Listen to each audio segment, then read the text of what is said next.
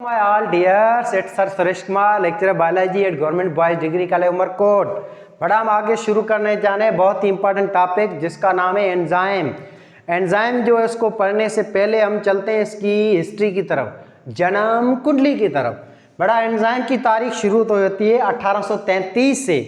1833 में एक साइंटिस्ट था पाइन, इसने दुनिया में पहली बार एंजाइम किया था डिस्कवर, पाइन ने किया था। बेटा ये इस बंदे ने एंजाइम डिस्कवर किया था आपकी बार्ली से, बाजरा से, बाजरा जो होता है ना उससे दुनिया में पहली बार इस बंदे ने एंजाइम किया था डिस्कवर। और इसने जो एंजाइम डिस्कवर किया था उसका नाम था डायस्टेट, या इस डायस्टेट एंजाइम को दूसरे लफ्जों में टाइलिन भी कहते हैं या अमाइलेज भी कहते हैं। ये वो एंजाइम है जो कार्बोहाइड्रेट को डाइजेस्ट करता है।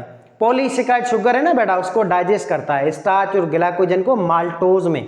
ये वो एंजाइम था दुनिया में पहली बार अमाइलेज या टाइलिन या डायस्टेट जो डिस्कवर हुआ था बाजरे से 1833 में। डिस्कवर करने वाला था पाइन साइंटिस्ट, ये केमिस्ट था, इसने किया था डिस्कवर इस एंजाइम को।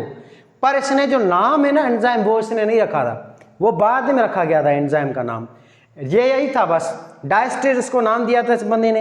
एंजाइम वगैरह कुछ भी इसने फर्दर हमें नहीं बताया था। फिर इसके बाद आया था एक और साइंटिस्ट लुईस पास्चर। बड़ा लुईस पास्चर ने डिस्कवर किया था एंजाइम यीस्ट के अंदर। फंगस जो है यीस्ट वो करता है फर्मेंटेशन, अल्कोहलिक फर्मेंटेशन या अपना कहें एनारोबिक रेस्पिरेशन, ये प्रोसेस करता है आपका यीस्ट फंजी है।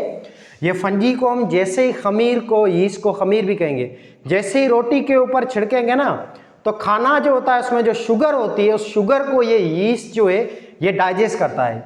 ये यीस्ट क्या करेगा, ये शुगर जो है इसको तोड़ेगा। शुगर जो होती है C6H12O6, इसको ये कन्वर्ट करेगा बेटा C2H5OH अल्कोहल में प्लस कार्बन डाइऑक्साइड में। तो इस प्रोसेस को हम कहेंगे अल्कोहलिक फर्मेंटेशन। और ये अल्कोहलिक फर्मेंटेशन से ही शराब बनता है, कार्बन से गैस बनती है। आप जो नान है, पिज़्ज़ा है, बर्गर है, बिस्किट्स है, डबल रोटी खा रहे हैं ना, ये यीस्ट से ही बनती है। और यीस्ट क्या एक फंजी है, जैसे हम छिड़केंगे रोटी के ऊपर तो यीस्ट जो फंजी है ये क्या करेगा, उस खाने को, रोटी को, खाने को, शुगर को खाएगा तो ये बदले में क्या छोड़ेगा उस खाने के अंदर, अल्कोहल और कार्बन डाइऑक्साइड। फिर जैसे ही ऐसी रोटी को हम आग पे रखेंगे ना तो आग की वजह से वो कार्बन से गैस, तो गैस से उड़ती रहती है और शराब भी उड़ जाएगा, ऑक्सीडाइज हो जाएगा, जिसके नतीजे में रोटी इसकी ऑक्सीडेशन की वजह से ये गैसें उड़ती रहती हैं शराब वगैरह। तो इसके नतीजे में रोटी है जो थोड़ी सी यूँ फूल जाती है। इसके फूलने की वजह से जो है आपके नान, पिज़्ज़ा, बर्गर, बिस्किट्स वगैरह बनते हैं। और आप देखें जो बिस्किट्स होते हैं, डबल रोटियां होती हैं, उसमें बीच बीच में सोराख भी पैदा होते हैं। ये इन गैसेस की रिलीजिंग की वजह से ऐसे ये फूल जाती हैं खाने वगैरह ना। तो यीस्ट यूज़ होती है इन सारी चीज़ों को बनाने के लिए, नान, बर्गर, पिज़्ज़ा, बिस्किट्स वगैरह इन सब में। तो आगे देखें ये यीस्ट जो था बेटा, ये फंजी था यूनिसेलुलर, इसमें पहली बार लुईस पास्चर ने डिस्कवर किया था एंजाइम। और ये यीस्ट कर रहा था फर्मेंटेशन, और इस एंजाइम का इसने नाम रखा था फर्मेंट्स। तो दुनिया में याद रखें एंजाइम का जो पुराना नाम है, ओल्डेस्ट नाम है, वो फर्मेंट्स था। फर्मेंट्स का मतलब है फर्मेंटेशन करने वाला। लुईस पास्चर ने कहा कि शायद यीस्ट के अंदर कोई ऐसी चीजें हैं, कोई ऐसे मॉलिक्यूल हैं जो यीस्ट के अंदर ये शराब, कार्बन डाइऑक्साइड बनाते हैं। इन मॉलिक्यूल को हम फर्मेंट्स कहेंगे। बाद में इनका नाम कन्वर्ट हो गया, फर्मेंट्स का नाम रखा गया एंजाइम, पर एंजाइम का पुराना बुरा जो नाम है वो ये था फर्मेंट्स। ऐसे दूसरी बार ये एंजाइम की डिस्कवरी होगी, लुईस पास्चर ने की थी यीस्ट से। अब आगे इसके बाद आया 1878 साल, या कुछ बुक्स में 1877 लिखा हुआ है, कोई इशू नहीं है। तो 1878 के अंदर एक साइंटिस्ट आया फ्रेडरिक विल्हेल्म कोने। इस कोने साइंटिस्ट ने यीस्ट जो था, फंगस था यूनिसेलुलर, उससे इसने डिस्कवर किया एंजाइम। इसने डिस्कवर किया एंजाइम। और बेटा ये जो एंजाइम था इसने डिस्कवर किया था, ये एंजाइम था ट्राइप्सिन। ये वही एंजाइम है जो प्रोटीन को डाइजेस्ट करता है, ट्राइप्सिन। और ये ट्राइप्सिन एंजाइम है ना आपका और जगह पे भी रिलीज होता है। ये आपका स्टमक होता है बेटा, इसके नीचे आपका स्मॉल इंटेस्टाइन शुरू होता है। इस स्मॉल इंटेस्टाइन की रीजन होती है पहली, जिसका नाम है डोडेनम। डोडेनम में यहाँ पे पेंक्रियास का जूस आता है जिसको पेंक्रियाटिक जूस कहेंगे। उस पेंक्रियाटिक जूस के अंदर भी ट्राइप्सिन एंजाइम होता है जो यहाँ पे प्रोटीन की डाइजेशन करता है। ये ट्राइप्सिन वो एंजाइम था जिसको फ्रेडरिक विल्हेल्म कोनी ने डिस्कवर किया था यीस्ट से, फंगस से। और इसने इसका नाम क्या रखा, एंजाइम। एंजाइम नाम रखने वाला दुनिया में पहले वो कौन नहीं है। इस बंदे ने बेटा ये कहा था कि ये यीस्ट है कि जानदार है, फंजी है। इसके अंदर प्रोटीन के कुछ मॉलिक्यूल होते हैं छोटे छोटे, और ये मॉलिक्यूल पाए जाते हैं यीस्ट के अंदर। एंजाइम जो लफ्ज़ है ना, ये ऐसे पढ़ा है, ग्रीक लैंग्वेज का वर्ड है जिसकी मीनिंग है EN। इन का मतलब है इनसाइड, अंदर, और जाइम का मतलब होता है यीस्ट, इनसाइड द यीस्ट। इस बंदे ने कहा था inside the yeast. Greek language में EN का मतलब है इन, और हम यीस्ट जो है ना, यीस्ट, इसको ग्रीक लैंग्वेज में जाइम कहेंगे। जाइम का मतलब ये यीस्ट। तो इसने कहा था inside the yeast there is a some molecule which perform anabolism और कैटाबोलिज्म और metabolism. These enzymes are called enzyme. तो नाम एंजाइम जो है इसकी मीनिंग है इनसाइड द यीस्ट, क्योंकि पहली बार जो एंजाइम जो है वो डिस्कवर हुआ था अकॉर्डिंग टू दिस, वो यीस्ट से हुआ था। तो वर्ड जो एंजाइम इसकी मीनिंग है यीस्ट के अंदर, यीस्ट के अंदर, यीस्ट के अंदर, यीस्ट के अंदर कुछ मॉलिक्यूल होते हैं जिसको एंजाइम कहेंगे। और ये नाम एंजाइम रखने वाला भी ये था, फ्रेड विलियम कोनी, इसने फिर ये डिस्कवर किया। फिर 1878 के बाद आज तक ये एंजाइम ही नाम यूज होता आ रहा है, और इसका नाम ग्रहण करने वाला, नाम रखने वाला वो ये साइंटिस्ट है। अब आगे चलते हैं। एंजाइम बाद में पता चला सिर्फ यीस्ट में नहीं है, बार्ले में नहीं है, एंजाइम हर जगह पे है, हर जानदारों में, हर सेल में, हर ऑर्गेनेल में। बॉडी में ऐसा कोई ऑर्गन नहीं है, सेल नहीं है, चीज नहीं है जहाँ पे एंजाइम मौजूद ना हो। अब पढ़ते हैं आगे एंजाइम क्या है, प्रॉपर्टीज ऑफ एंजाइम या कैरेक्टरिस्टिक्स ऑफ एंजाइम। बड़ा एंजाइम क्या होते हैं, सिंपल, ये बायो कैटलिस्ट होते हैं। ये कैटलिस्ट हैं, आपने पढ़ा होगा केमिस्ट्री में, कैटलिस्ट माना वो चीज जो रिएक्शन को बढ़ाए, स्पीड अप करे, उस चीज को कहेंगे कैटलिस्ट। तो याद रखें एंजाइम क्या होते हैं, ये आपकी बॉडी है, आपकी बॉडी में जो सेल होते हैं ना बेटा, सेल, इन सेलों के अंदर एक ऑर्गेनेल होता है जिसका नाम है राइबोसोम। तो राइबोसोम क्या करता है, प्रोटीन बनाता है। ये प्रोटीन बनाएगा डीएनए आपका, ये न्यूक्लियस है, न्यूक्लियस के अंदर डीएनए होता है। डीएनए पहले आरएनए बनाएगा, इसको ट्रांसक्रिप्शन कहेंगे। फिर आरएनए जाके मैसेज देगा राइबोसोम को, फिर राइबोसोम उस किस्म का एंजाइम बनाएगा जैसा डीएनए एंजाइम बनाना चाहे, पेप्सिन बनाना चाहे, अमाइलेज बनाना चाहे, रेनिन बनाना चाहे, जैसा अपना एंजाइम बनाना चाहता है वैसे किस्म का ये एंजाइम बना के देगा आपका राइबोसोम। ऐसे एंजाइम कहाँ बन गए, सेल के अंदर बनाए एंजाइम। एंजाइम को किसने बनाया, राइबोसोम ने, डीएनए के हुक्म से। एक जीन जो है वो एक एंजाइम बनाती है, one gene produce one enzyme. ये एंजाइम बन गया, राइबोसोम ने बना लिया। अब एंजाइम क्या है, प्रोटीन का मॉलिक्यूल होता है, प्रोटीन ही होता है और कुछ नहीं है। अब इस एंजाइम का, इस मॉलिक्यूल का काम क्या है बेटा, इसका काम है कोई भी बॉडी में प्रोसेस हो रहे हैं उसको इंक्रीज करना, बूस्ट करना। याद रखें एंजाइम ना तो रिएक्शन को शुरू करते हैं ना तो खत्म करते हैं। एंजाइम का काम है जो रिएक्शन शुरू हुआ है उसको जल्दी से, थोड़े से टाइम में कम एनर्जी खर्च करके जल्दी से फटाक से कंप्लीट करके देना, ये काम होता है एंजाइम का। और ये जानदारों में पाया जाता है, तभी इसका नाम पड़ा बायो कैटलिस्ट। बायो का मतलब है जानदारों में होता है, कैटलिस्ट का मतलब है स्पीड अप करता है हर एक रिएक्शन को।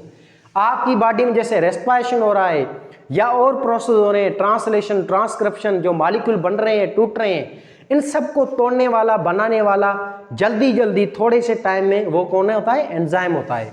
अब एंजाइम सिंपल है, देखें अब ये एक प्रोसेस हो रहा है, ये एक मॉलिक्यूल आपका ग्लूकोज, हमें इसको तोड़ना है। तो फॉर एग्जाम्पल हमें इसको तोड़ने के लिए एनर्जी चाहिए होगी, for example 100 calorie, 100 calorie energy चाहिए आपके सेल को, तब जाके ये ग्लूकोज टूटेगा। अब ये क्या है, एक रिक्वायर्ड एनर्जी का अमाउंट है, इसको कहेंगे एक्टिवेशन एनर्जी। एक्टिवेशन एनर्जी का मतलब है कितनी क्वांटिटी में एनर्जी चाहिए किसी भी प्रोसेस को कंप्लीट करने के लिए या शुरू करने के लिए, खासतौर पर स्टार्ट करने के लिए। तो मिसाल है ये ग्लूकोज है, ये एक चीज है, इसको हमने तोड़ना है, तो इसको तोड़ने के लिए रिक्वायर्ड एनर्जी कितनी है, 100 कैलोरी। अब एंजाइम क्या करेगा कि भाई, एंजाइम आएगा, एंजाइम ये कहेगा भाई मुझे 1000 जो कैलोरी या 100 कैलोरी नहीं चाहिए, मुझे आप 5 कैलोरी दे दें, मैं ये आपको काम करके दूंगा। तो एंजाइम क्या कर रहा है, रिक्वायर्ड एनर्जी थे उसको कम कर रहा है, यानी कि एक्टिवेशन एनर्जी को ये कम कर रहा है, लोअर कर रहा है। ये कम एनर्जी पे, थोड़ी सी एनर्जी पे थोड़े सी टाइम में जल्दी से हमें अपना रिएक्शन करके देता है, सेल में प्रोसेस को कंप्लीट करके देता है। ये है इसकी प्रॉपर्टी, जल्दी से ये रिएक्शन करके देगा। दूसरा, speed up the rate of reaction और प्रोड्यूस इन प्रोटोप्लाज्म। एंजाइम जो है वो प्रोड्यूस होते हैं प्रोटोप्लाज्म में या सेल के सेंट्रल हिस्सा जो साइटोप्लाज्म में, यहाँ पे प्रोड्यूस होते हैं। साइटोप्लाज्म में भी कौन सी जगह बेटा? राइबोसोम में। एंजाइम को बनाने वाला राइबोसोम में। आगे, एंजाइम सारे प्रोटीन है। कौन सा? फाइब्रस प्रोटीन या ग्लोबुलर प्रोटीन? बेटा याद रखना, ग्लोबुलर प्रोटीन है। फंक्शनल प्रोटीन होता है एंजाइम सारा का सारा, प्रोटीन का बना हुआ है और ग्लोबुलर प्रोटीन का बना हुआ है। एंजाइम जो इसमें टर्शरी और क्वार्टरनरी स्ट्रक्चर होती है प्रोटीन की। इसमें जो आप शेप देखें ना, ये फोल्डेड शेप होती है, इसको कहेंगे टर्शरी या क्वार्टरनरी स्ट्रक्चर। मगर ज्यादातर जो एंजाइम स्ट्रक्चर होती है ना, वो टर्शरी स्ट्रक्चर होती है। नेक्स्ट, अब एंजाइम जो है इनका वजन भी होता है, मॉलिक्यूलर वेट भी होता है, और इसका मॉलिक्यूलर वेट है तकरीबन 10,000 से 1 मिलियन या 2 मिलियन माइक्रोमोल पर मिनट। ये इसका होता है वजन, मॉलिक्यूलर वेट होता है इन एंजाइम का या प्रोटीन के मॉलिक्यूल का। नेक्स्ट, एंजाइम जो सारे के सारे जो हैं ये प्रोटीन के बने हुए हैं, जैसे आपका अमाइलेज है, पेप्सिन है, ये एंजाइम कंप्लीट प्रोटीन के बने हुए हैं। पर कुछ एंजाइम होते हैं जिनको कोफैक्टर चाहिए, कोई मददगार चाहिए, तभी वो अटैच हो पाएंगे सबस्ट्रेट के साथ या खाने के साथ या अपनी चीज के साथ। तो ऐसे एंजाइम जिसको कोई और चीज चाहिए या उनके साथ कोई और चीज मिली हुई हो, विटामिन हो, कार्बोहाइड्रेट हो, लिपिड्स हो, कोई और मॉलिक्यूल अटैच हो, तो ऐसे एंजाइम को हम बेटा कहेंगे नॉन प्रोटीन पार्ट उसका, या ऐसे एंजाइम को कहेंगे होलो एंजाइम जिनको कोई और चीज चाहिए। तो ये जो कुछ एंजाइम होते हैं ना, इनमें प्रोटीन के अलावा कुछ और चीजें होती हैं। ऐसे एंजाइम जो है, इनका एक मिसाल है एसिटाइल कोएंजाइम है। एसिटाइल कोएंजाइम है, ये एक एंजाइम है जिसमें सल्फर होता है, विटामिन बी वगैरह होता है, कोई और चीजें भी होती हैं। प्रोटीन के अलावा कोई और चीज उसके साथ हो कंपोजिशन में, तो ऐसे एंजाइम को हम कहेंगे कि ये एंजाइम जो है ये एक कॉन्जुगेट एंजाइम है, यानी कि ये किसी और चीज का भी साथ में बना हुआ है, कॉन्जुगेट मॉलिक्यूल का बना हुआ है। ऐसे कॉन्जुगेट मॉलिक्यूल के बने हुए एंजाइम को हम कहेंगे कॉन्जुगेट एंजाइम, या इसको कहेंगे ये बना हुआ है प्रोटीन का और दूसरी किसी और चीज का। सिंपल, वो कोई चीज कुछ भी हो सकती है, कोई विटामिन हो सकता है, कोई मिनरल हो सकता है, कोई लिपिड हो सकता है, कोई कार्बोहाइड्रेट भी हो सकता है। ऐसे ही बड़ा एंजाइम सारे के सारे काम सेल के अंदर भी करते हैं, कुछ एंजाइम सेल के बाहर भी करते हैं। यानी कि एंजाइम जो है वो एंडो भी होते हैं, एक्सो भी होते हैं। सेल के अंदर जो एंजाइम काम करते हैं ना, उसको हम कहेंगे एंडो एंजाइम्स या इन विवो एंजाइम। बाकी जो एंजाइम सेल के बाहर काम करते हैं उनको हम कहेंगे एक्सो एंजाइम या इन विट्रो एंजाइम। जैसे देखें आपकी बॉडी में ये थूक आ रहा है, थूक में जो एंजाइम है लाइसोजाइम, अमाइलेज, ये सेल्स के बाहर आ रहे हैं, बाहर काम कर रहे हैं, तो इन एंजाइम को क्या कहेंगे हम? एक्सो एंजाइम या इन विट्रो एंजाइम। ये सारे क्या हैं? एक्सो एंजाइम या इन विट्रो एंजाइम है। ऐसे आपके स्टमक में एंजाइम आता है पेप्सिन, रीनिन, ये क्या है? ये सेल के बाहर काम कर रहे हैं। डाइजेस्टिव सिस्टम में जो भी एंजाइम है, लाइसोजाइम, अमाइलेज, आपके पेप्सिन, रीनिन, ट्राइप्सिन, कीमोट्राइप्सिन या डीएनए, आरएनए, ये बेटा सारे के सारे एंजाइम डाइजेस्टिव सिस्टम के, याद रखना है, एक्सो एंजाइम है। ये सेल के बाहर काम कर रहे हैं, कैविटीज में काम कर रहे हैं, आपके सेल के बाहर सीक्रेट हो रहे हैं। तो एंजाइम सेल के अंदर भी काम करता है, बाहर भी काम करता है। क्लियर? अब आगे देखें, एंजाइम सारे स्पेसिफिक इन नेचर होते हैं। एंजाइम जो है वो मखसूस काम करता है, अलग अलग काम नहीं करेगा। मिसाल है, जैसे ये एक एंजाइम अमाइलेज है। अमाइलेज एंजाइम सिर्फ और सिर्फ बेटा कार्बोहाइड्रेट या स्टार्च को ही डाइजेस्ट करेगा, प्रोटीन या लिपिड को डाइजेस्ट नहीं करेगा। तो ये स्पेसिफिक नेचर है। या आपका पेप्सिन एंजाइम सिर्फ प्रोटीन को ही डाइजेस्ट करेगा, किसी और चीज को डाइजेस्ट नहीं करेगा। लैपेज सिर्फ लिपिड को डाइजेस्ट करेगा, वो प्रोटीन को डाइजेस्ट नहीं करेगा। तभी हम कहते हैं कि एंजाइम सारे क्या हैं? स्पेसिफिक इन नेचर है, वो एक ही किस्म के सबस्ट्रेट पे काम करते हैं। आगे, एंजाइम जो होते हैं ये greater in size than substrate. अब ये एंजाइम है, देख रहे हैं आप, ये एंजाइम जो है ये साइज में बहुत बड़ा होता है। सबस्ट्रेट जो है जिसके ऊपर ये काम करता है ये बहुत छोटा होता है। सबस्ट्रेट का मतलब है खाना, वही जो आप खाते हैं, सब्जी, फ्रूट, रोटी वगैरह जो आप खाते हैं, इस खाने को, इस मॉलिक्यूल को, प्रोटीन को, लिपिड को, कार्बोहाइड्रेट को क्या कहेंगे? सबस्ट्रेट कहेंगे, कोई चीज कहेंगे जिसके ऊपर एंजाइम काम करेगा, एक्ट करेगा, या इन चीजों को बनाएगा या तोड़ेगा, इन चीजों को सबस्ट्रेट कहेंगे। तो सबस्ट्रेट छोटा होता है, एंजाइम की साइज हमेशा बड़ी होती है, लार्ज होती है। तो ये एंजाइम जो है greater in size than substrate. ये they work on its particular substrate. जैसे कि आपका लाइपेज एंजाइम है बेटा, वो लाइपेज एंजाइम सिर्फ किस पे काम करेगा, लिपिड पे, चर्बी पे, वो प्रोटीन पे काम नहीं करेगा। जैसे मिसाल ये खाना पड़ा है, ये प्रोटीन पड़ा है और ये लिपिड पड़ा है, मगर ये लाइपेज एंजाइम सिर्फ और सिर्फ लिपिड को ही डाइजेस्ट करेगा, प्रोटीन को डाइजेस्ट नहीं करेगा। तो इसका मतलब क्या हुआ कि हर एंजाइम वर्क जो करता है अपने पार्टिकुलर सबस्ट्रेट या पार्टिकुलर खाने पे या मॉलिक्यूल पे ही काम करता है, बाकी मॉलिक्यूल पे काम नहीं करेगा, उनके बीच में हाइड्रोजन बॉन्डिंग ही नहीं बनेगी। आगे, substrate attach on the active site of enzyme.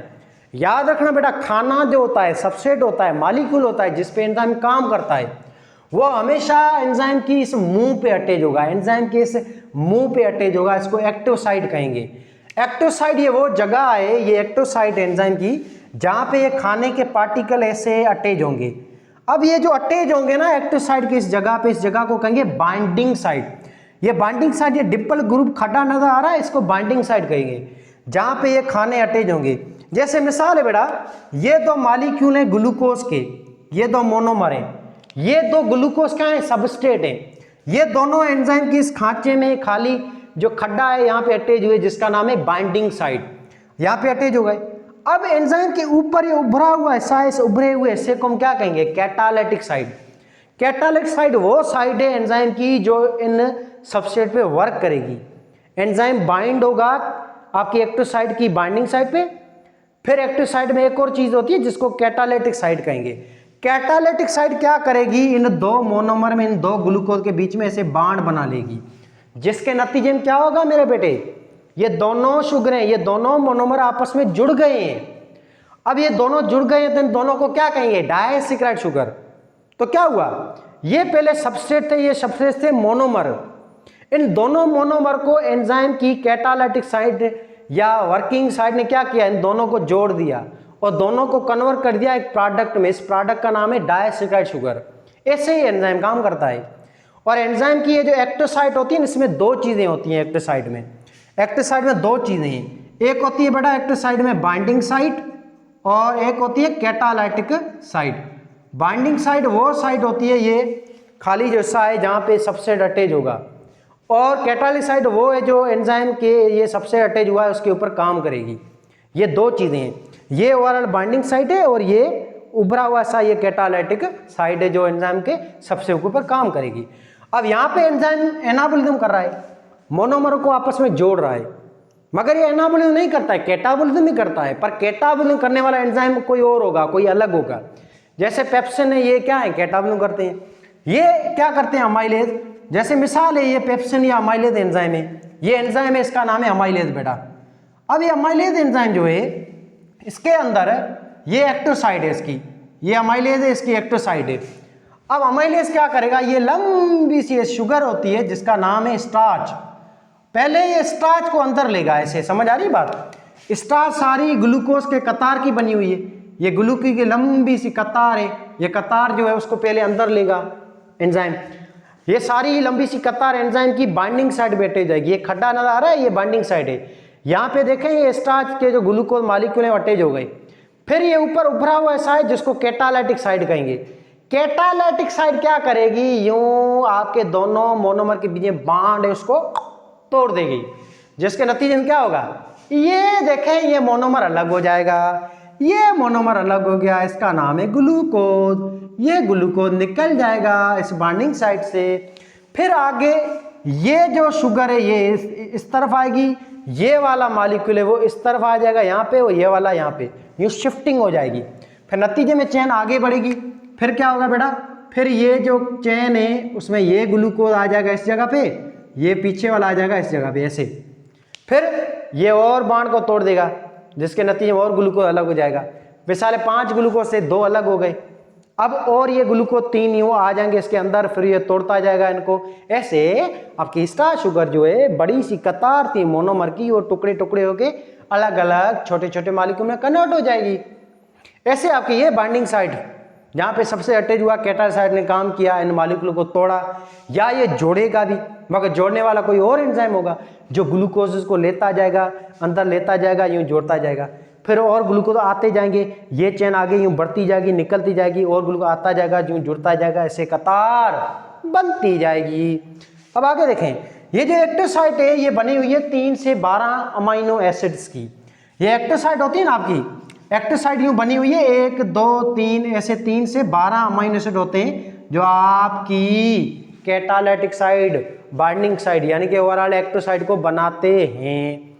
जो भी बेटा एंजाइम है वो बने हुए हैं अमाइनो एसिड्स के।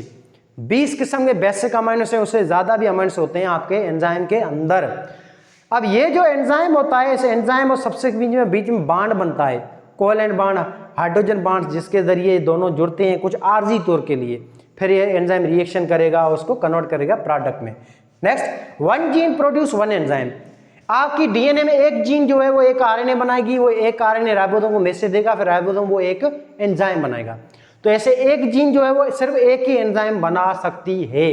जैसे ये जीन है दूसरी नंबर जीन आपके डीएनए में, वो एंजाइम बना रही है पेप्सिन, तो दूसरी नंबर जीन सिर्फ पेप्सिन को ही बनाएगी। अमाइलेज एंजाइम बनाने वाली कोई और जीन होगी, उसके करीब तीसरी नंबर जीन होगी मिसाल, वो जाके अमाइलेज एंजाइम बनाएगी। ऐसे 1 जीन प्रोड्यूस ऑलवेज 1 एंजाइम। ऐसे ही बेटा आगे प्रोड्यूस बाय राइबोसोम, ये हम पहले डिस्कस कर चुके हैं कि एंजाइम को बनाने वाला राइबोसोम है। आगे बेटा ऐसे ही परफॉर्म एनाबोलिज्म कैटाबोलिज्म। एंजाइम दोनों ही काम करती हैं, एनाबोलिज्म भी कैटाबोलिज्म भी। Enzyme protein, lipid, carbohydrate, nucleic acid को बनाते भी हैं तो तोड़ते भी हैं। ओवरऑल मेटाबॉलिज्म करते हैं आपके एंजाइम। अच्छा जी, आगे required in small quantity. Enzyme बहुत कम क्वांटिटी में जाए, ऐसा नहीं कि ट्रक भरने की जरूरत है, नहीं। आपके सेल में, ऑर्गेनेल में ये जो चीज़ है आप खाना खा रहे हैं, इस खाने को डाइजेस्ट करने के लिए एक एंजाइम काफ़ी है, पर थोड़ा टाइम ज़्यादा लगेगा। मिसाल 10 मॉलिक्यूल है, ये 10 मॉलिक्यूल आपने खाए हैं अभी, ये 10 आपके यूँ समझें ग्लूकोज के मॉलिक्यूल हैं, या स्टार्च के मॉलिक्यूल पड़े हैं, या शुगर के मॉलिक्यूल हैं। इस 10 मॉलिक्यूल को तोड़ने के लिए एक एंजाइम काफ़ी है, एक एंजाइम काफ़ी है, पर थोड़ा टाइम लगेगा। अगर आप एंजाइम को बढ़ा देते हैं, मिसाल यहाँ पे 10 एंजाइम आ जाते हैं, तो क्या होगा, तो रिएक्शन जल्दी हो जाएगा। यहाँ पे 10 शुगर थी, एंजाइम एक था, तो मिसाल हम कहते हैं कि एक एंजाइम एक शुगर को तोड़ने में 1 मिनट लगेगा, तो एक एंजाइम 10 शुगर को तोड़ने में कितना टाइम लगेगा, 10 मिनट लगेंगे। मगर लगेंगे ज़रूर, मगर वो अकेला काफ़ी है, तोड़ देगा सारी चीज़ों को, थकता नहीं है ये। पर अगर एंजाइम को आप बढ़ा दें, अब 10 सबस्ट्रेट हैं, 10 शुगर के मॉलिक्यूल हैं, 10 एंजाइम हैं, तो क्या होगा, हर एंजाइम 1 मिनट में वो चीज़ तोड़ देगा। तो ऐसे वो 10 की 10 शुगरें 1 मिनट में सारी क्या हो जाएंगी, डाइजेस्ट हो जाएंगी या प्रोडक्ट में कन्वर्ट हो जाएंगी। तो स्पीड ऑफ रिएक्शन बढ़ जाएगा। अगर सबस्ट्रेट बढ़ रहे हैं तो एंजाइम की नंबर आप बढ़ाएंगे तो स्पीड ऑफ रिएक्शन बढ़ जाएगा। सिंपल है, मिसाल है, आप एक बंदा हो, आपको तकरीबन यूँ समझें 10 जो है आपको अलग अलग 10 चेयर उठानी है। आप बंदा एक को 10 चेयर उठा लोगे, पर मिसाल है आपको टाइम लगेगा 1 घंटा, एक चेयर उठाने में, दूसरी चेयर, तीसरी चेयर, ऐसे आपको 1 घंटा लग जाएगा। अब 10 चेयर हैं, 10 बंदे आ जाते हैं, तो 10 बंदे क्या लगेगा, 5 मिनट लगेंगे वो चेयर सारी को उठाने में। तो क्या हुआ, आप बंदा था, आप बंदा माना आप एंजाइम थे काम करने वाले, और चेयर क्या था, सबसे था आपका, जिसको आपको एक जगह से दूसरी का मूव कराना था। तो यहाँ पे क्या होगा, अगर एंजाइम एक है, 10 या 100 1000 मॉलिक्यूल है, सबसेट हैं, तो एक एंजाइम काफ़ी है, पर रेट ऑफ रिएक्शन है वो थोड़ा सा क्या हो जाएगा, वो टाइम लेगा। मगर जैसे एंजाइम बढ़ाएंगे सबसे के बराबर या सबसे के भले डबल करो ट्रिपल करो एंजाइम, तो स्पीड ऑफ रिएक्शन वो बढ़ जाएगा, वो रिएक्शन जल्दी से हो जाएगा। ऐसे आगे बेटा ये एंजाइम जो है सम रिक्वायर्ड कोफैक्टर, कुछ एंजाइम को कोफैक्टर चाहिए, कोई और चीज़ चाहिए, ताकि वो उसकी एक्टिव साइड के साथ सही तरह से बाइंड हो, फिर सबसे अच्छी तरह से बाइंड हो सके। बाइंडिंग के लिए कुछ कोफैक्टर चाहिए। कोफैक्टर को आगे हम अलग से एक डिटेल लेक्चर में डिस्कस करेंगे। ऐसे ही enzyme lower the activation energy, ये अभी हमने डिस्कस किया, एक्टिवेशन एनर्जी को कम करती हैं। Speed up the rate of reaction, not use during reaction. Enzyme खुद कभी भी यूज नहीं होता है।